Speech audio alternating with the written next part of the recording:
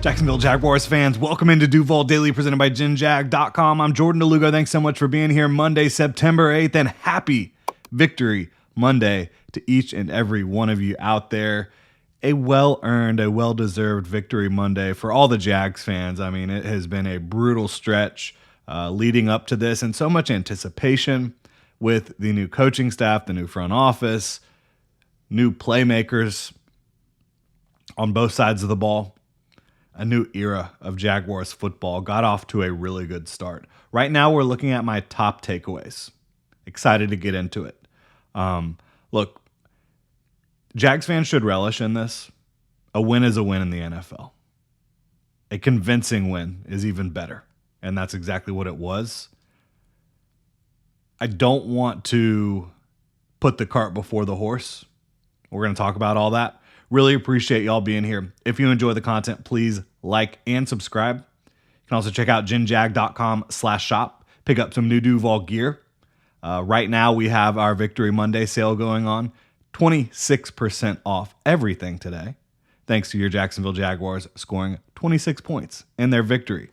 Really dominant victory over the Carolina Panthers. So thank you all so much for supporting the channel. Thank you for being here. Excited to get this 2025 season going, and the Jaguars got it going in a big way. Now, top takeaways.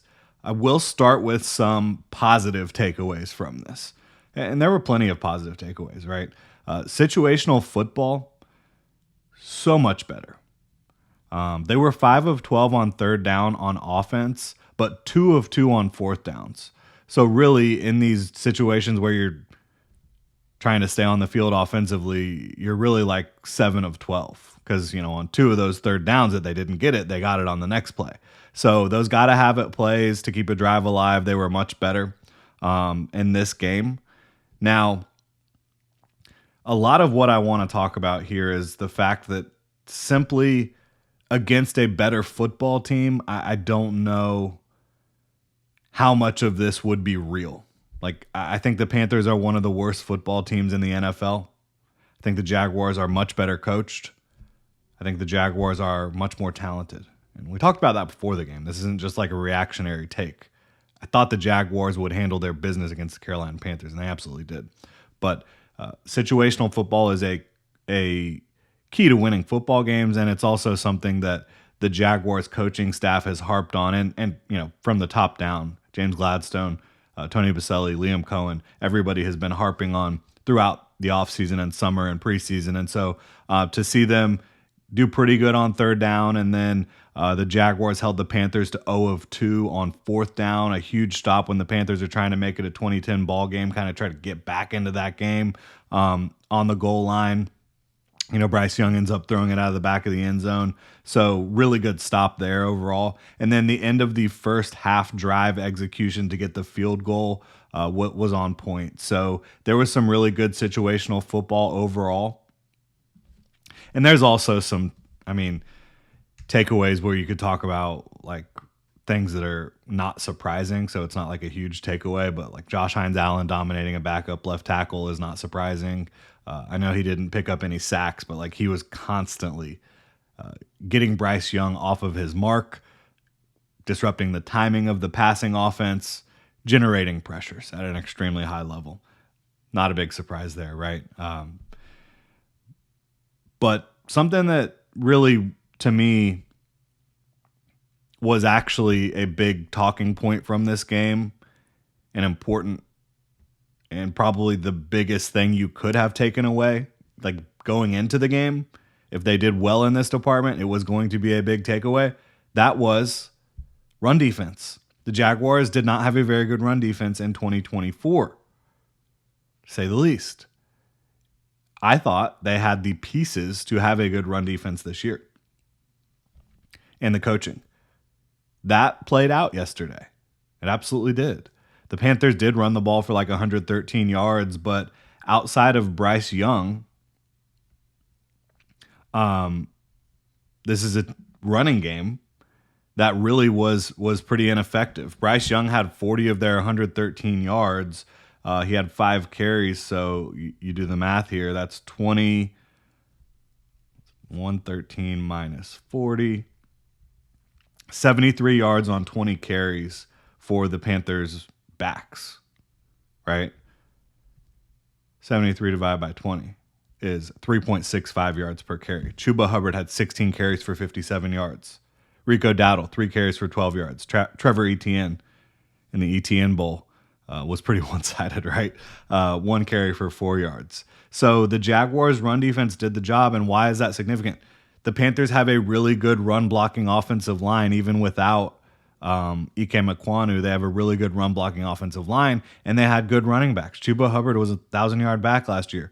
I know everybody likes to hype up Rico Dowdle. He's fine. He was more of a volume guy last year with the Cowboys. But Chuba Hubbard is a good back. They have good run-blocking offensive line. So to me, coming out and playing the run the way they did, which I will say, very beginning of the game, it was a little concerning. I was a little worried about the run defense, but they got it together quickly, and then they kind of dominated against the Panthers' rushing attack. And the Panthers' rushing attack is their calling card right now. And so for you to go out there and win in that phase of the game, I thought was a big deal, because that was the most important phase you could win in against a Panthers team. Like, I wasn't worried about their passing attack, really. I wasn't worried very much about their defense. I was worried about, if the Jaguars are going to lose this game, it's going to be because they can't stop this rushing attack. And they did. So that was excellent. And the Jaguars, their own running game, right, was outstanding. 32 carries for 200 yards. Obviously, Travis Etienne had the 71-yard run. But even if you take away that 71-yard run, which you shouldn't do, but even if you did, he averaged 4.8 yards per carry, which is great. I mean, his vision, his burst. One of the things I love about his game is how low he can get to the ground and cut and run full speed. And his bend as a runner is just special. So a lot of folks wanted him gone. That's all I'll say. I'm happy he's here in Jacksonville still. And now, how long will he be? I don't know. I do think Bashal Tutin looked good. Lee Quint Allen, I thought, looked really good too. But I'm happy Travis Etienne is in Jacksonville right now in 2025 and helping this team get off to a great start on the ground. 32 carries, 200 yards, 6.3 yards per carry, a rushing touchdown by Brian Thomas Jr. And beyond Travis Etienne just looking much more confident, and I think that this is a coaching staff that breeds confidence by the way they communicate, by the way they coach, by the way they dial things up offensively. The run game was so diverse. You have guys pulling and executing in space, and that was one of my keys to victory is space blocking. I think the Jaguars did a good job of that. Offensive line winning at the point of attack, double teams working, pullers, whether it be tackles, guards, tight ends, especially Britton Strange, doing a great job. So much motion pre-snap and at the snap. Obviously, on the ETN 71-yard run, Britton Strange sprung that, and then you had De'Ami Brown down the field blocking. The BTJ touchdown run I mentioned on the end around. There was so much movement, misdirection to the other side of the field. You come back with the end around to BT, and it's well blocked. There's several guys making key blocks on that touchdown run for BT. So I was just so impressed with the defensive run game and the offensive run game, and those are two keys. And the Panthers do not have a good run defense, right? So you don't want to say that this run game for the Jaguars has arrived, but it looked a lot better than you would have expected last year for it to look, with really not that much of upgraded pieces. I just think that the coaching staff is significantly better. And I do think, McCary and Hainsey are more physical than the guys that were in there last year on the interior of the offensive line. Turnovers. That's obviously a key takeaway. See what I did there? But turnovers were big. They were a big part of this game for the Jaguars. The Eric Murray break on the ball that led to the Foye interception, the Foye punch out, the insane grab late by Jordan Lewis sealed the whole deal, the Dewey pick six that wasn't, unfortunately.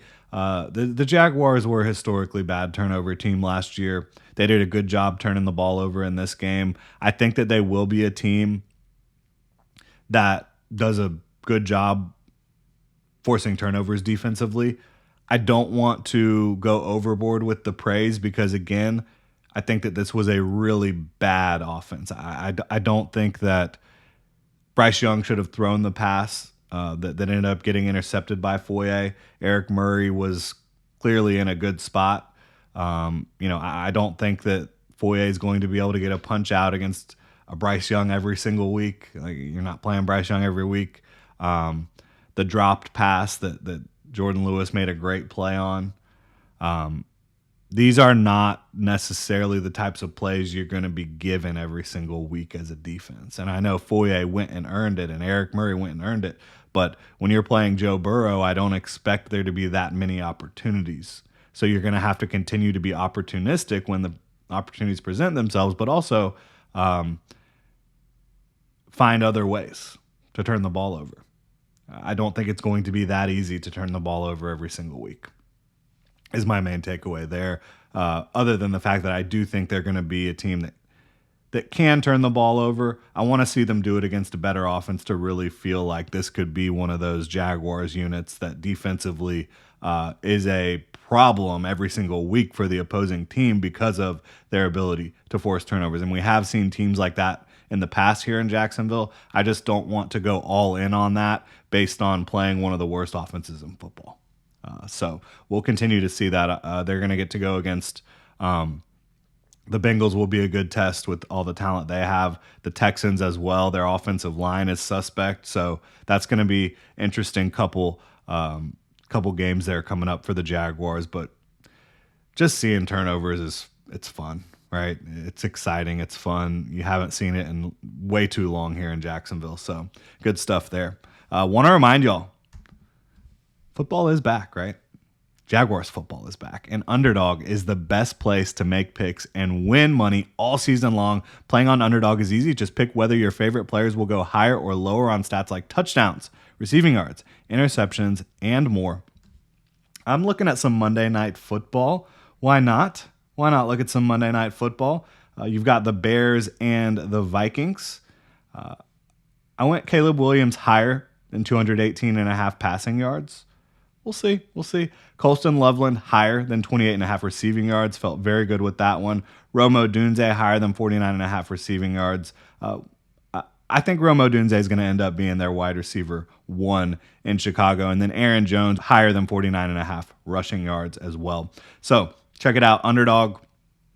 Download the app today and sign up with promo code DuvalDaily to score $50 in bonus funds when you play your first $5. That's promo code DuvalDaily. Millions of fans have already won billions making picks on Underdog. Will you be next? Must be 18 plus, 19 plus in Alabama and Nebraska, 19 plus in Colorado for some games, 21 plus in Arizona, Massachusetts, and Virginia, and present in a state where Underdog Fantasy operates. Terms apply. See assets.underdogfantasy.com/web/ play and get terms _DFS_.html for details. Offer not valid in Maryland, Michigan, Ohio, and Pennsylvania. Concerned with your play? Call 1-800-GAMBLER or visit www.ncpgambling.org. In New York, call the 24/7-HOPE line at 1-877-8-HOPE-NY or text HOPE-NY 467-369. Shout out to Underdog Fantasy. So, getting into the rest of these takeaways, coverage on the second and third level was way, way better.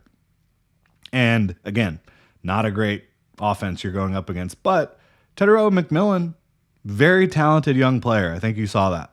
I still do hate seeing the soft coverage on third down. Like when you're playing at the line to gain and then retreating as soon as the play is snapped, I don't know how you're expected to win that rep as a defensive back in a third down situation. I hate that. So that's a big critique I have. But overall, I think the variety of the looks up front and on the back end kept Bryce Young and company guessing. I mentioned it earlier, but the pass rush was big time. I expected that because the Panthers, for as good as they are as a run blocking unit, they're not a very good pass protection team. So I thought that the pass rush was really good. Bryce Young did a good job of evading the pass rush, but overall I think that they did the job to disrupt the timing, to disrupt the flow, and make it very uncomfortable for Bryce Young back there. Just a quick note, I do think that a better ball from Bryce Young on the first drive, where Jordan Lewis got that pass breakup on third down, that might have been 6 or a first down. So you see these good results. It wasn't always because of the Jaguars playing at an extremely high level. A lot of it was Bryce Young just not playing very well as well. Big props to Tyson Campbell. Big time pass breakup in the end zone against a really talented player in Tedero McMillan. But my favorite play, we'll say tied for favorite play. I loved that pass breakup against T-Mac. Getting that arm away from the football, it was impressive. But firing downhill against Leggett, I just love seeing Tyson Campbell fire downhill. Like he's just such a good run defender and physical player. It was good to see him have a nice game in this one. So I really liked that.